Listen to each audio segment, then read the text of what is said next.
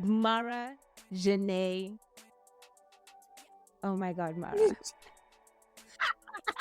Welcome to Shameless. Here we explore the transformative power of courage and action. Hi, my name is Nono Bukiti, and I am a T4L ambassador. Today, we're joined with none other than Mara Janae Michelo, an ecosystem builder, mentor, business development expert, facilitator, life coach, editor-in-chief of Startup Journal, entrepreneur, as well as many more hats that she wears. Mara, welcome. Thank you, Nono. I'm so excited to be on this platform.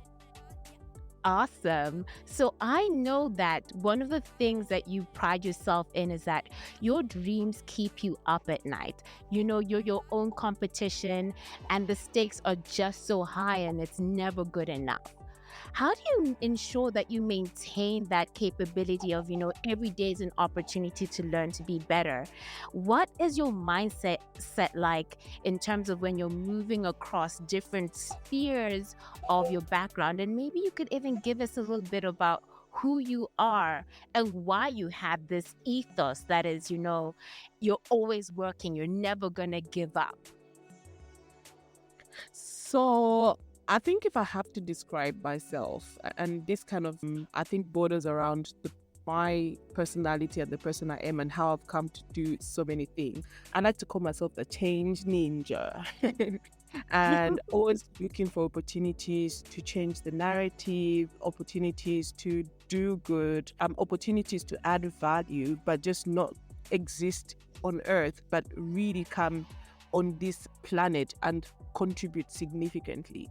So I think a lot about who I am has really been built around what purpose am I bringing, what value am I bringing, what is my purpose on earth, and how do I contribute positively. So that in itself is so much pressure.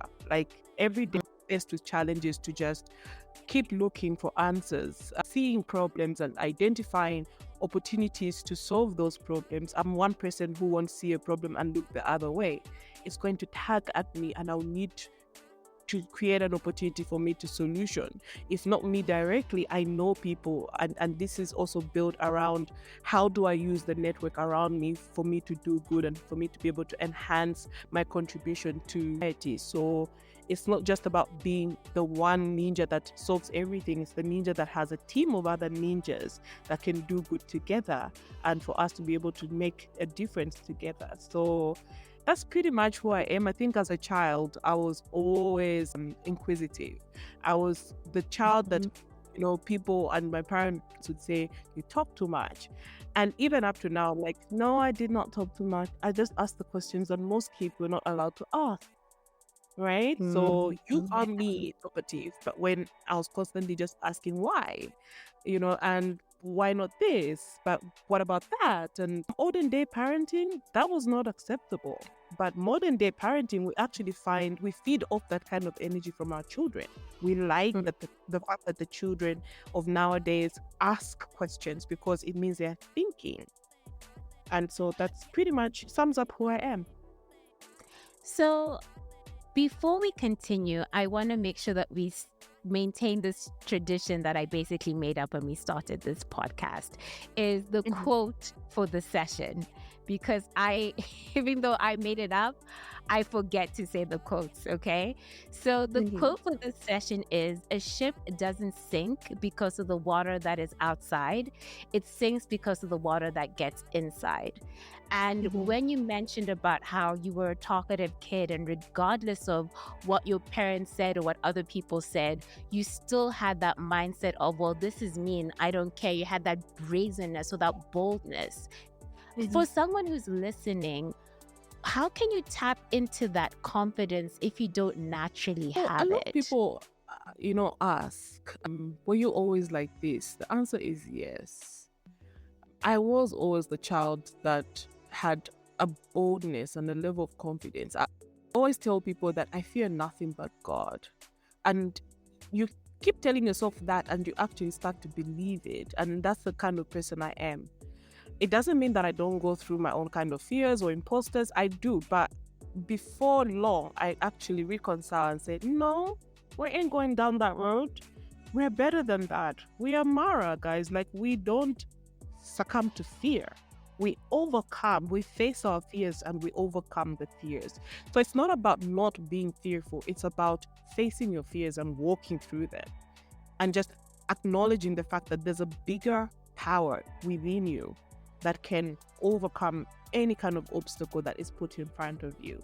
So I guess if I have to talk to someone now, I'll just really, really encourage them to spend time in a very quiet space where they can get to listen and hear their own voice, because it says a lot more about them than the rest of the people around them.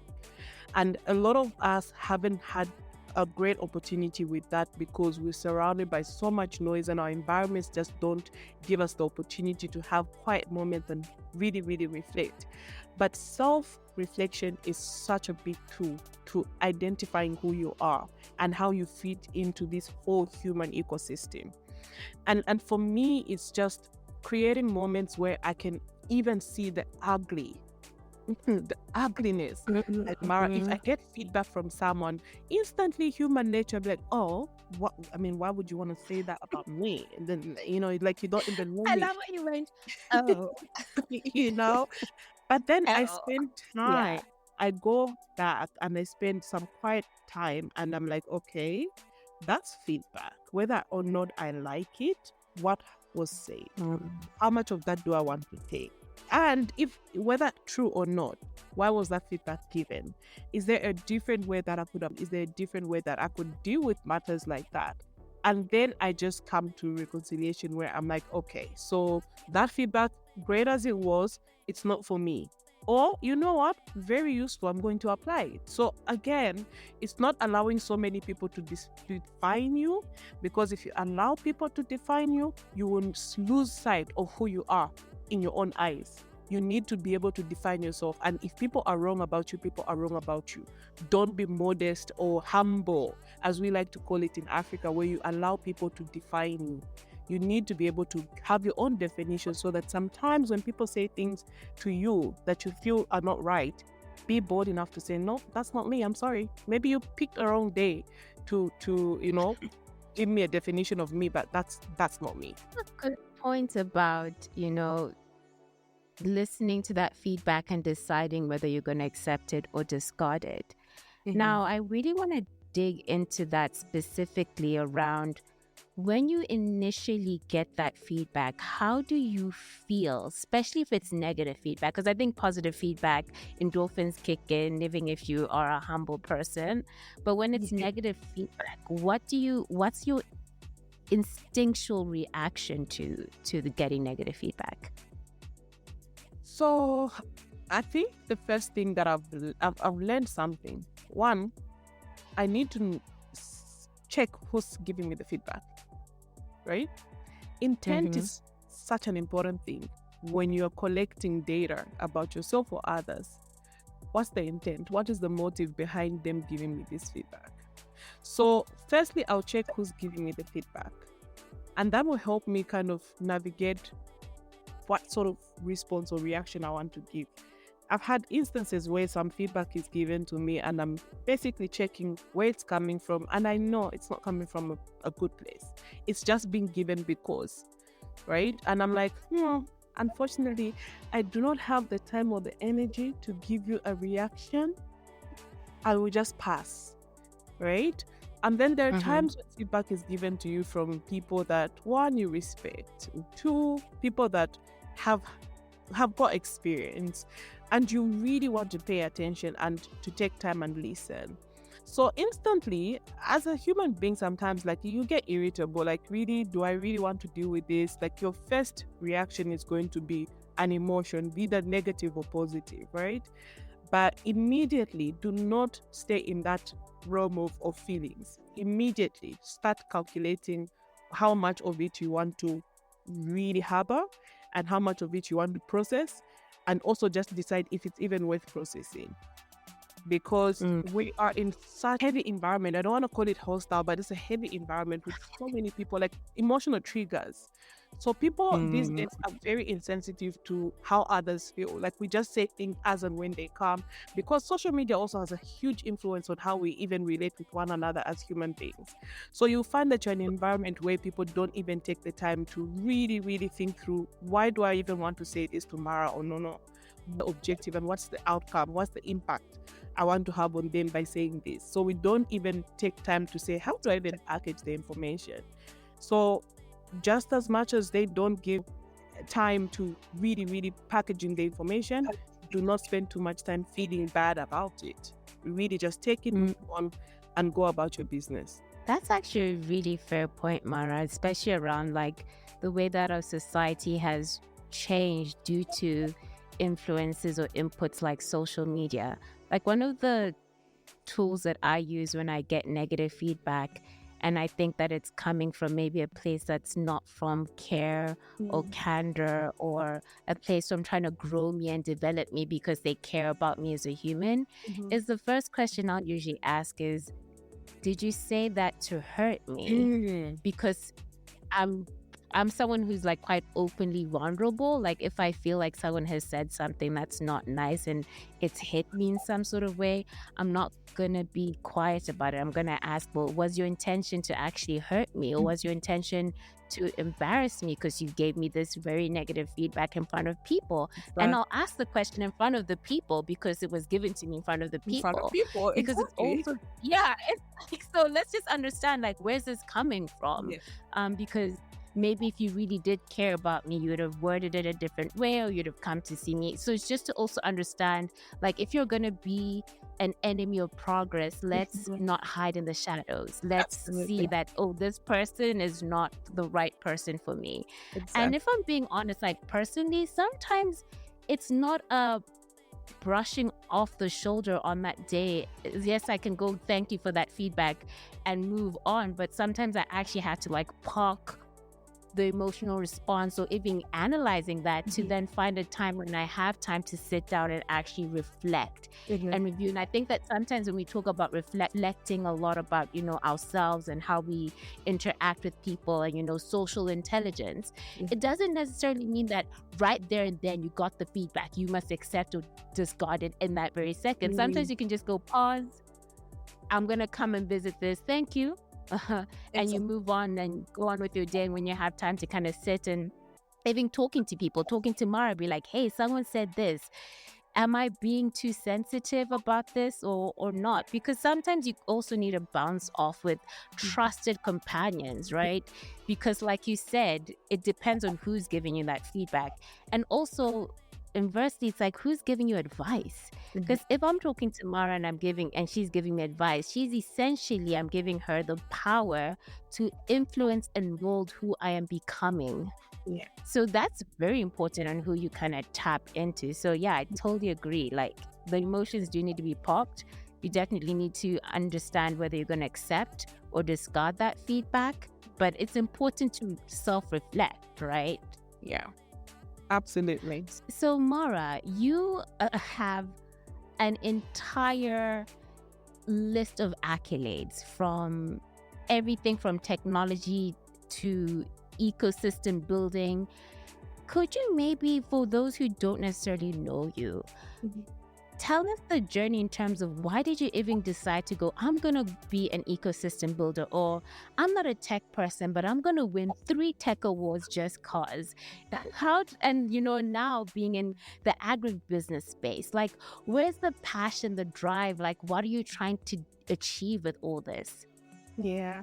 So, 7 years coming, hey? I'm 23 actually was the year when all the awards, all the accolades just came in, like just you. And for the first time since I started running my organization, I said yes. I said, I'm taking these ones.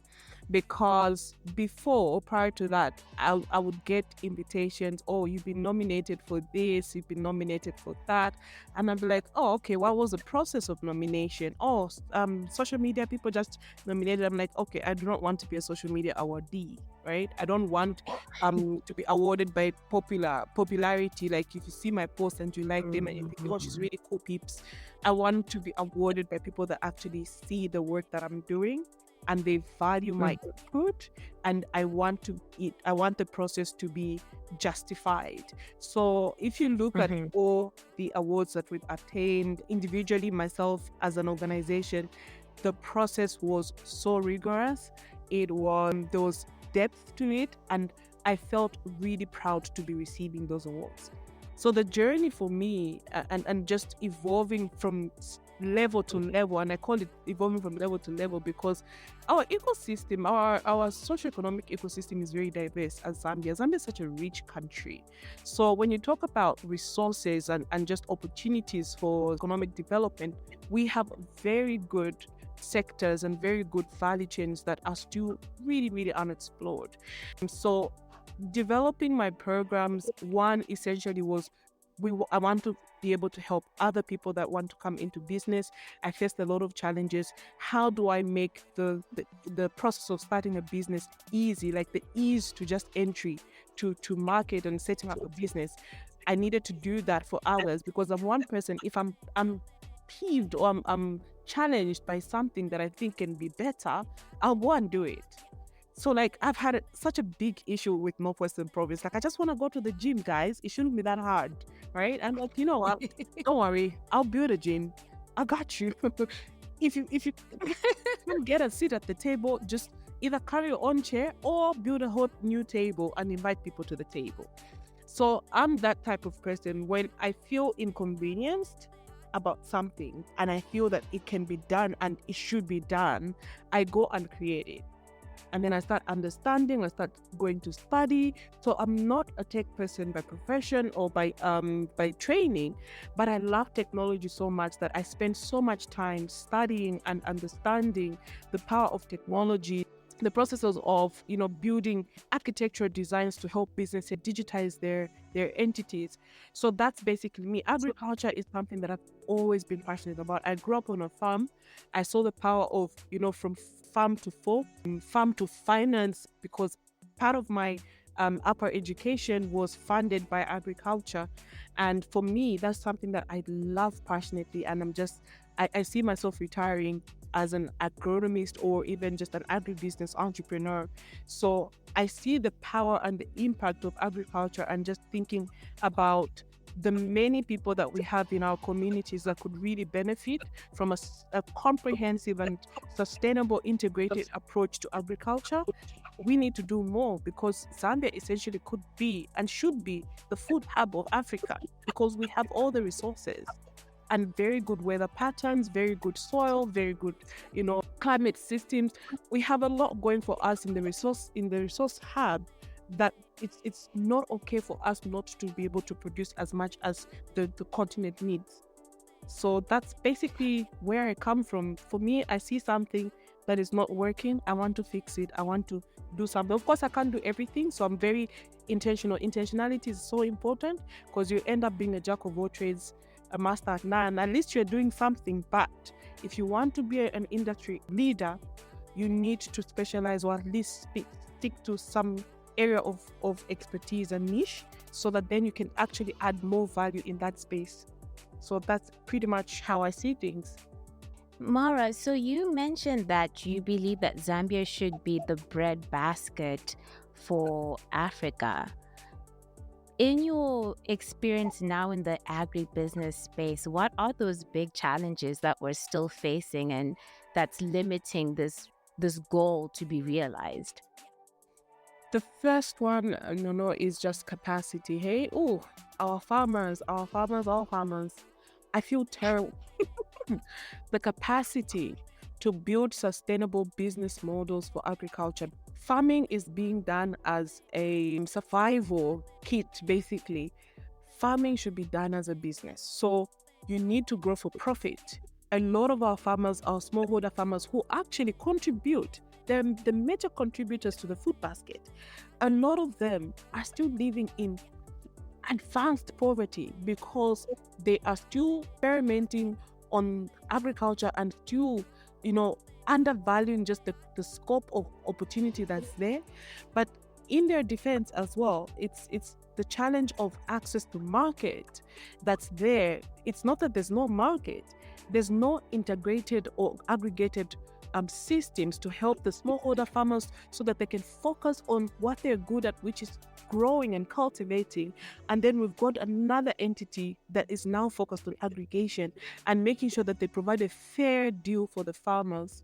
So what we need is an integrated agribusiness approach, end-to-end management, from land preparation, cultivation, harvest, sorting and grading, packaging, and then moving, logistics. It's a whole value chain. Unfortunately, we don't have a lot of people working together collectively to exhaust the value chain. So there's too much segmentation and silos that are being that are operating in different stages. It's shameful that we fail to meet the demand as a country when we have so many things that really are in our favor. So it's just about the approach, it's the management, the end-to-end management, and treating agriculture as a business, growing for profit as opposed to growing for survival. So those are the two major areas. But the other one, you need to de-risk agriculture. You cannot treat agriculture like a high-risk venture. We need to find mechanisms where there's a level of systematic financing for agribusiness entrepreneurs. So we need more financing in agriculture, collateral without any form of collateral, but also having like very, very clear financial products, creating financial products, ensuring that farmers also have a pension or scheme that can provide them with long-term investment, so that then they start to see it as their main hustle or their main profession, and not see it as one day when I do other things then I'll be okay. No, I am in business that will actually make me the millions I need to amplify any form of activities that I want to do. So it's the way we've marketed agriculture. Even now, the connotation associated with agriculture is still very negative. We need to make agriculture cool, especially for young people. The unemployment rates should not even be in existence, given the amount of land and the demand for food and other products. Given that, we should literally channel all young people towards agribusiness. So how do you actually bridge that gap? Because like you mentioned, agribusiness, probably for a lot of people, there's a very stigmatized view. You're probably in the village, you probably have that one cow, that one hut, and you said that a lot of people who are contributing to us even eating are in advanced poverty. So how do we bridge that gap to say, okay, young people, instead of sitting at home doing nothing, how can you contribute and actively accelerate your growth to become an agribusiness entrepreneur, if that's your goal? Oh my gosh, I am super excited to be saying this. So for the last 3 years, I've been working on a project. So one of the things that we did as Jacaranda was basically in our next gen, which is our National Youth Innovation Challenge, we targeted young people between the ages of 18 to 35, and we created like the areas or sectors that we wanted them to participate in, and agribusiness or agriculture was one of them. And then we had other sectors, your service industry, your technology and whatnot. But we found a lot of applications coming in the agribusiness space, and it was quite exciting to see some of those ideas and entrepreneurs. And for most of them, they were going into traditional agriculture basically, and we challenged them to then come up with smart interventions, innovative interventions. And some of them, since like 4 years ago, are some of the entrepreneurs that are actually now successful. And so because of that, we needed then to create or provide tailor-made support. And so I started working on concepts around how do we develop our systems, what are the real challenges, and through that research, then we created latest projects, which is Green Gen. And now what we've done is set up a national cooperative where we are now inviting youth, women, and other people to join. But what we've done with that is that we've focused on just 4 pillars, all driven by technology and innovation. capacity building and training. So that's agronomy and business, market, access to market. So we are aggregating the market, finding and also facilitating for market opportunities, access to finance. We're working with financiers to create really, really good products for our farmers. So you can get a funeral policy, you can get a life cover for as little as 6 kwacha with some of our partners, which for every farmer it's affordable. And then we're doing our value addition. So we are setting up hubs across each province. We've already started with Northwestern Province. We're setting up hubs that are going to facilitate end-to-end value addition of value chain and production. So from basically cultivation right up to the last product, we're doing like a full value chain production in each province. And what we're doing is that we're then inviting young people to come and work on those farms and to own shares in the company. So you're not just coming as an employee, you are coming as a founder or part of the company, and you're owning shares in the company. So each province will give opportunities to young people to own shares. So that's the first intervention. The second one, we're going heavy on research and development. We want to create the biggest food system network in the country, so that then we go into food production and ensure that we can meet the demand for our continent, at least before we even penetrate different markets globally. But for our continent, we want to contribute to majority of the food that's needed in Africa. It should come from Zambia. So that is what we're doing. I'm now running Nkwasho Agro Processing as the CEO, and I'm a shareholder in that. That was a community initiative supported by Barrick. So then I came in as a management consultant and transitioned into a part owner, and now facilitating for the biggest agro-processing facility in Northwestern Province that is going to feed the entire region and also across the border, and also then facilitating for business development, because we buy our goods from the farmers. So we're building the largest poultry network in the country that will be feeding into our pipeline. So those for me are really tangible solutions and things that we can point to and say, we're creating value here. How can we advance these initiatives and then keep growing and keep evolving together with our partners? So yeah, that's pretty much what we're doing. Excited for this year.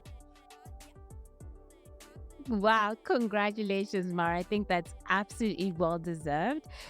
But I want you to tell us, for those who are listening at home who are like, okay, I want to get into this agri space and I want to be part of Mara's mission with all the different initiatives. What do they need to do? Where do they need to go? How do they start? So the easiest way is just follow me on my socials. It's Mara Jeunet on LinkedIn, on Instagram, on other social media platforms. But we have an office in Solwezi, Western Province. We will be opening J-Hub Reloaded in Lusaka. So in Lusaka, we've transitioned or pivoted our focus in Lusaka. So we'll be doing something not completely different, but something a bit more amplified. I'm super excited about the project in Lusaka because it's just going to give people some vibes. Other than that, follow us on our website, Jacaranda Hub, and very soon, actually in the next couple of weeks, we are going to be running a call for subscription for people to subscribe to GreenGen. So look out for that in your local papers, on our social media platforms, but also just, if you're in Solwezi or Northwestern Province, come to the office. We're at the ABSA Innovation Hub. We've partnered with ABSA, so we're running the hub in Solwezi, so join us there. And pretty soon, we're launching a business accelerator for our good people in Northwestern Province. So look out for that as well. It's going to be one of the best accelerators in the motherland. So look out. More great news coming. A lot of it I can't just share now because we're in the build-up stage.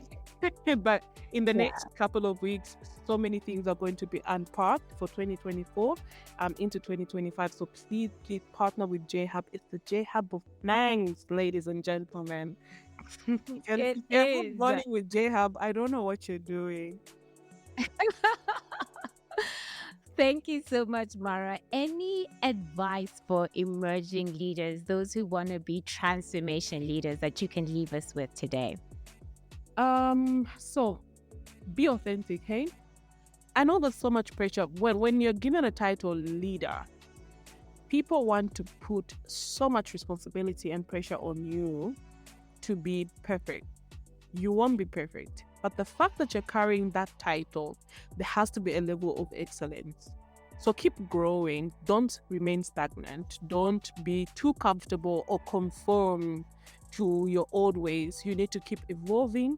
You need to need to identify and understand the time and the season that you're in. There's a season that will require you to mature and grow to a certain level. You just need to be well aware and be open to evolving and growing. But the most important thing, do not change who you are for anyone or anything. Be authentic. People read through your authenticity. You can grow, you can mature, you can evolve, you can change titles, you can change marital statuses, but you will never really who you are. Your character will seep through every stage or every season of your life. Be authentic and be happy. I think we should stop preaching about entrepreneurship like it's a bad thing. It is hard, just like everything else. Relationships are hard. Have you seen the numbers of divorces in Zambia? Hello. I'm just like, well, I think I'm in the right profession. I mean, I'm good, right? But everything, and people keep saying, no, things are like, everything on earth in life is hard. You need to keep getting tougher and smarter and more equipped and more, informed and more advanced and build a bigger and neater network. It's not that problems stop. It's that you get better at solving the problem. So that's what changes really. The constant in the change is your ability to take on new challenges and become better at solving them. It's not that the problems will go away. It's just that you fixed one problem, so now you go to a problem that actually went to private school waiting for you. So that for me is the life, right? That just keep evolving and keep getting better. And you'll be fine, but be happy doing it. Yeah, tell people I'm tired all the time. Like my default answer now is that I'm tired. But you see what? I'm tired happy. I am tired happy. I'm super happy. When I go to bed, I have such a peace of mind. The only thing keeping me awake is the fact that I have to go and build more dreams and build more and impact more lives. And that I'm happy waking up to that every day. So be happy and find peace with what you're doing.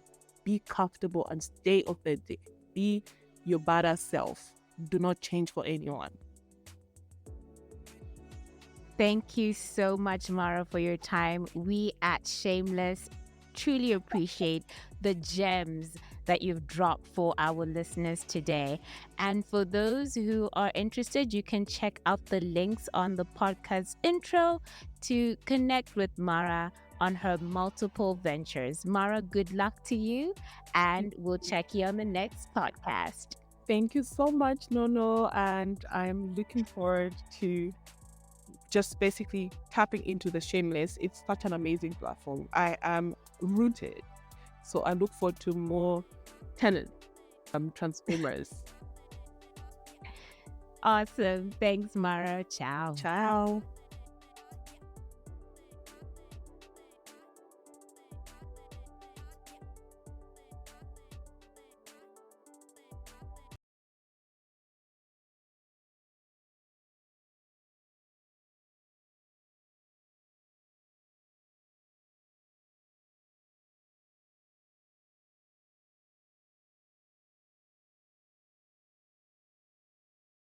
Don't forget to like, subscribe, and share as we embark on our mission to impact 1 million African lives by 2026.